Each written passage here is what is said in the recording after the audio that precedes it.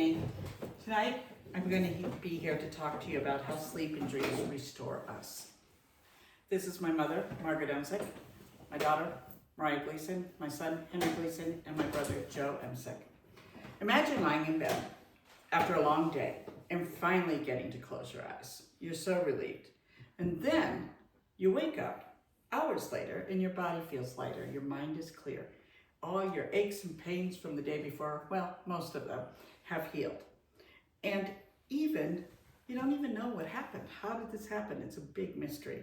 Well, what happens is we have kind of a sleep amnesia. It shields us from what actually is going on in our brains. And it's interesting because it's one of the most active and processes that is going on for the brain during its entire day. All while we're blissfully unaware. Most of us have busy lives. I'm a college student with a full-time job and family. And sometimes that brain fog can just hit you so hard and you're dragging and you have this exhaustion and your memory goes and you're firing on all emotions. What happens is you think, well, I got all this stuff to do. I might as well just cut back on my sleep, but you shouldn't. That is the worst thing you should do. And I'm hoping tonight we can talk about why that is. Because tonight, I'm going to tell you, it's the time when your body restores itself. Your brain organizes everything into you've learned, and even your emotions get reset. I've researched this over many studies, and they consistently tell us from the National Institute of Neurological Disorders and Stroke, Communications Biology, scientific reports, and author Matthew Walker's book, Why We Sleep. The research continually shows us that while we might think we're just laying there resting and relaxing, our brains are doing some of that most important work that we talked about. We're going to talk about tonight how sleep restores our body and brain, how it strengthens our memory and emotions reset, and how our dreams during sleep help us heal and find meaning. Let's start by looking at what your body and brain are actually doing, the work part of it, during those hours when you're sleeping. What's going on is your brain is really working diligently to repair and restore itself. According to the National Institute of Neurological Disorders and Stroke, during your deep sleep, your brain clears out that waste. It has a whole system, a cleaning crew. It's called your lymphatic system. This system basically just takes all of the toxins out of your brain that it can get out during that sleep period. It helps builds up during the time you're awake. And so that process of clearing this waste out is what helps your memory, helps prevent against memory problems and also even diseases like Alzheimer's later in life. Your body uses this time to also repair muscle tissue, get its hormone levels back to a normal place, strengthen the immune system, heart rate, your breathing slows. And all of this is so that your body and brain can focus solely on that recovery that your body needs to do. The one thing that's really cool is it really helps to get your sleep if you have an illness or another type of injury that's going on, because if you don't, your body, even that slows down and you take longer to heal and longer time to get back on your feet. So you have to get your sleep in order to get back to that ready point.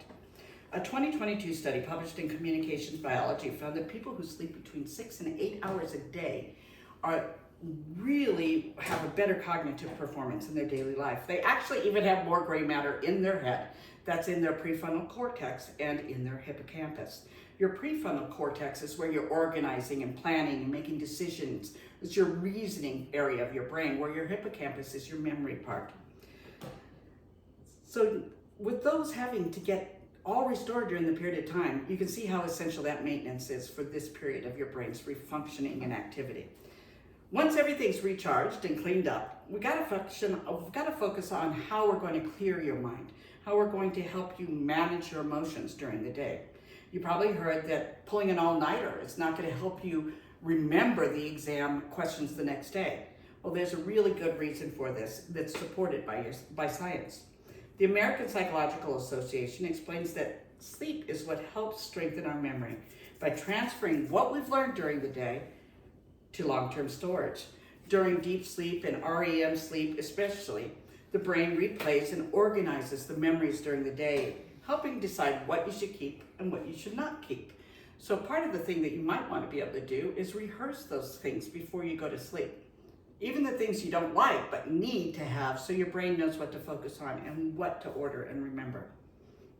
When we don't get enough sleep, this ability to remember drops drastically because the hippocampus, which I mentioned is the memory part of the brain, it just can't work properly. And that's why you can't remember the next day what you crammed for the night before. Sleep regulates our emotions, so without enough rest, our amygdala, the emotional part of our brain, fires.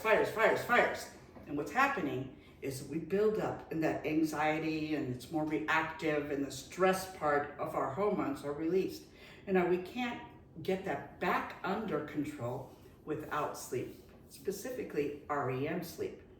This is what helps calm that part of the brain so we can manage our emotions better. So while science can measure all of these other items, it's very difficult to measure what dreams we're having during the night. But dreams are also very important because this is our emotional recovery process, part of it. According to the 2023 cultural study and scientific reports, dreams serve adaptive emotional function. They help people process fear, sadness, anxieties, stressful moments that they have during their regular life. They do this dreams are done in a safe and imaginary setting.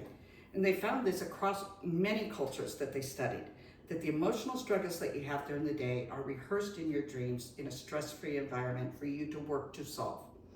So dreams help us have creativity and insight. And you can think about that when you wake up in the morning, you're like, oh, I know what that means to have done. I solved that problem. And magically overnight, your brain reordered those thoughts and the memories that you have to be able to do that. Even sleep scientist Matthew Walker, author of Why We Sleep, describes dreaming as overnight therapy. The brain replays emotional memories during REM sleep, but removes those stress chemicals. So you don't have the stress tied to them and you're able to think more clearly and solve those in a safe environment. So when we talk about getting a good night's sleep, it's not just about rest. It's about giving your brain time to heal, organize, and reset for the next day. To bring everything full circle, sleep is far more than downtime. It's our nightly restoration period for both our body and our mind.